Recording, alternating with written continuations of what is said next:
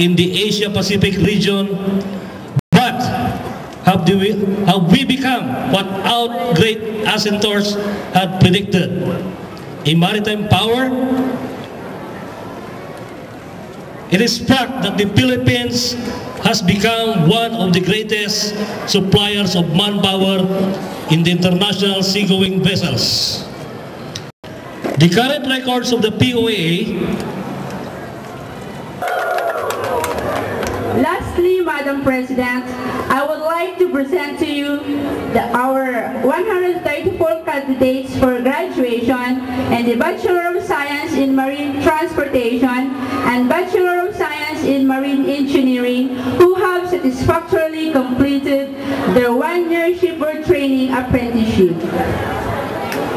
Madam President, these candidates for graduation and recognition are now waiting for your confirmation.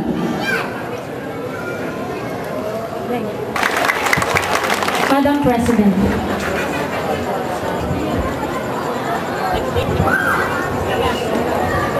By the authority vested in me as the President of Pangasinan Merchant Marine Academy, and by virtue of the power granted in me by the Commission on Higher Education and Technological Skills and Development Authority, these candidates for graduation, and I hereby pronounce and confirm you graduates. Congratulations.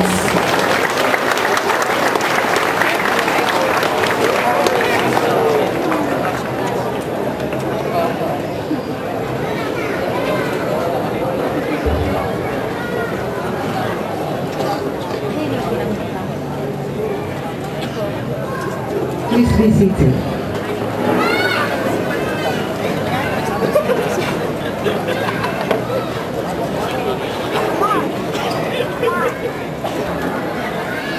Madam Imelda de la Cruz,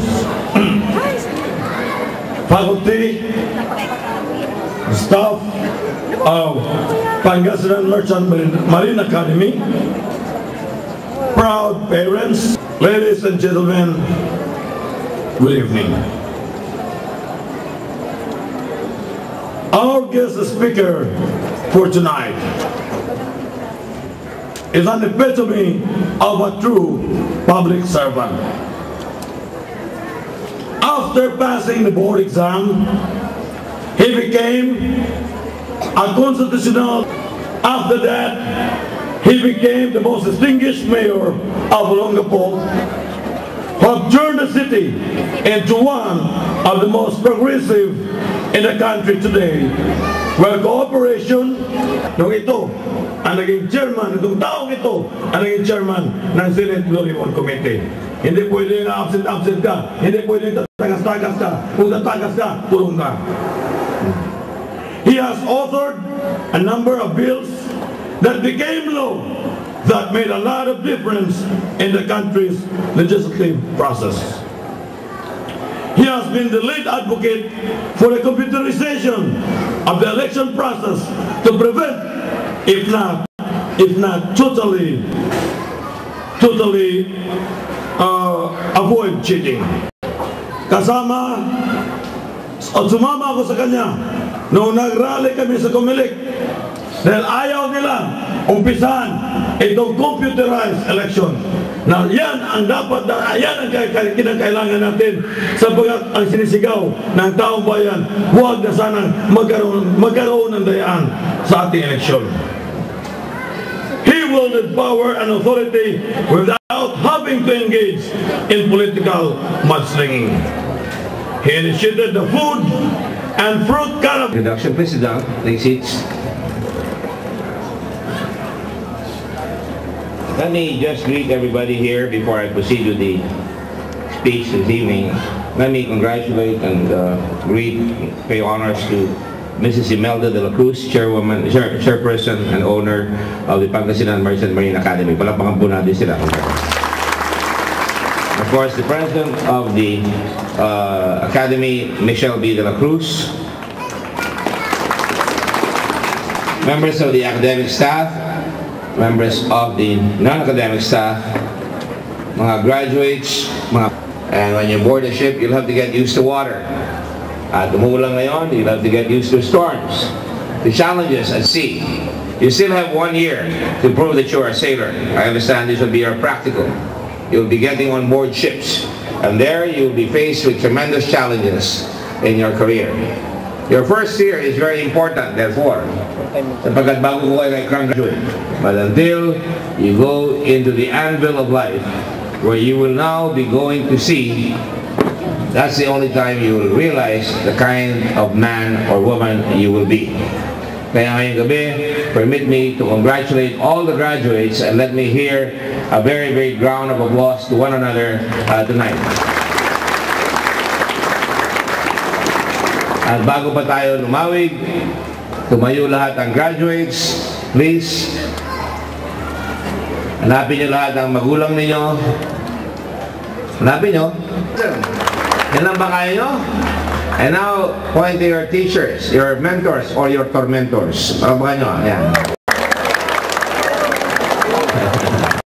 Now you may take seats. Tapos na ang obligasyon sa inyo ng mga magulang ninyo. Ngayon, kayo may obligasyon sa inyong bansa at sa inyong pamilya. You are part now of the great challenge called life. Each generation has to face the challenges of the scores of times. Kailangan alamin nyo na you to the challenges ahead. That means your school, your academy has uplifted the level of intelligence, the level of value system that you have, the level of behavior na nandiyan sa inyo to make you a leader of men. Kung ikaw ay magiging sailor or swabe ka lamang, hindi ka magiging officer, well, maraming ganyan sa atin. Yung pwede na yan, ox na yan. Well, life isn't going to be pretty for you if you're just going to be ordinary. You have to learn to be extraordinary. And extraordinary people are simply people who do ordinary things extraordinarily well. This mayor, Dick Gordon, telling them, "Ali kayo, we have a vision." Everything starts with a vision. When you graduate today, kailangan may vision kayo who you will be. It is about definition. Kailangan alam nyo kung sino kayo. Ano ang magiging kayo? Hindi yung ganyan lang ako, tama na sa akin yan. No! Kung ganun lang kayo, then you'll be mediocre. And that's how we did it in Subi. We said, we're going to build the second city. We're going to make it a free port. At maraming tao na sinasabi sa akin ng araw, naku, paano ka ubra sa Hong Kong kesa sa Singapore? You can put perhaps 20 Singapores inside Pangasinan. You have agriculture, you have water in Pangasinan. In Singapore, there is none. And yet, one city-state, 4 million people, beats 90 million Filipinos, beats the whole of Asia, and they're the #1 country in Asia. Talk about definition. Magaling sila. They strive for excellence. Malinis ang kanilang mga lansangan. Ang mga puno nila talagang inaalagaan. At sila ang pinakamagaling humawak ng mga barko na nagbaba ng cargo. Sila rin ang mabilis na nangangasiwa ng internet. At ngayon tinatalo lahat ang ating mga doktor. Marami nagpupunta doon para magpa-check up imbis na sa Pilipinas.